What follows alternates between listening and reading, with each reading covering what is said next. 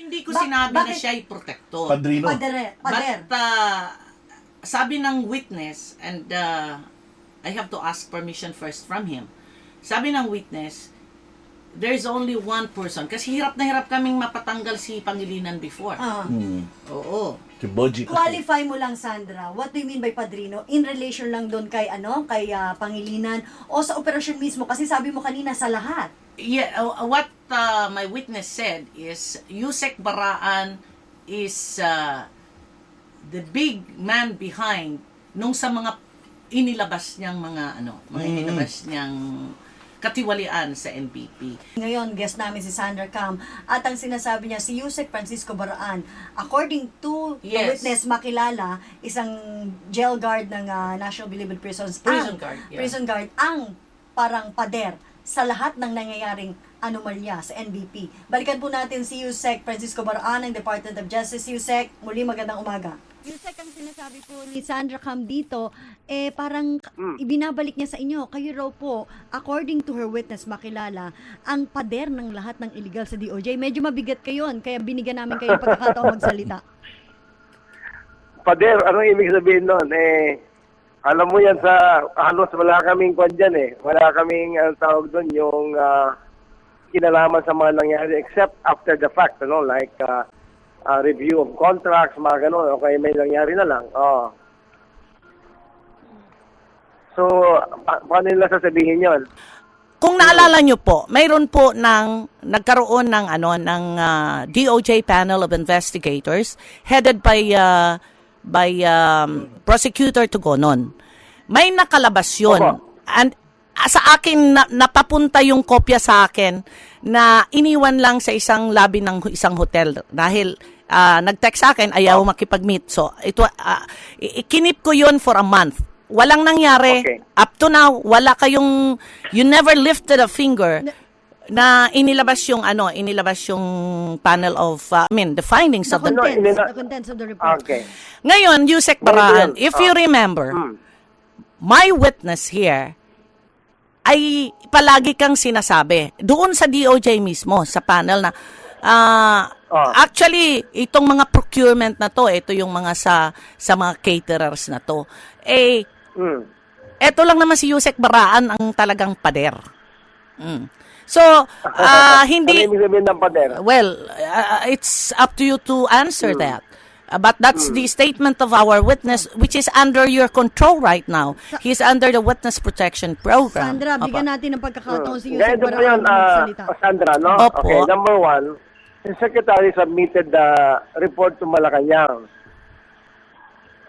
Nasubmit po yun. In fact, mayroon siyang recommendation to Secretary, no? Opo. Kay Presidente. But this was overtaken by events kasi bago umak ng Malacanang, na-file na yung kaso sa Ombudsman directly by Mr. Makilala.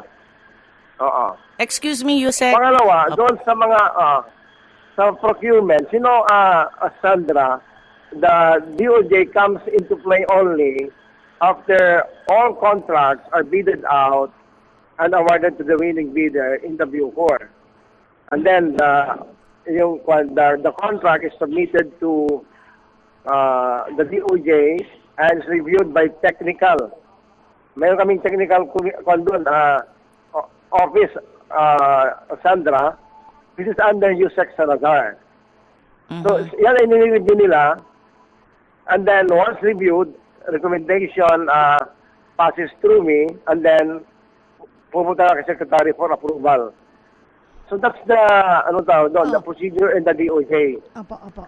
Pero Yusek, kanina, balik ko lang. Yung mga yung mga actions ng Bids and Awards Committee, everything they're independent, completely independent po ang mga Bucor officials.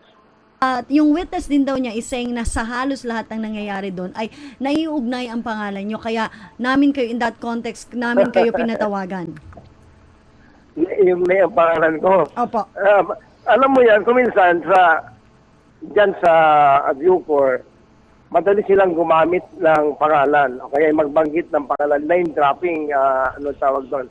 Alam namin yan ng Secretary. In fact, I've always been telling the Secretary, ma'am, you should be very careful of you because they keep dropping names, ano?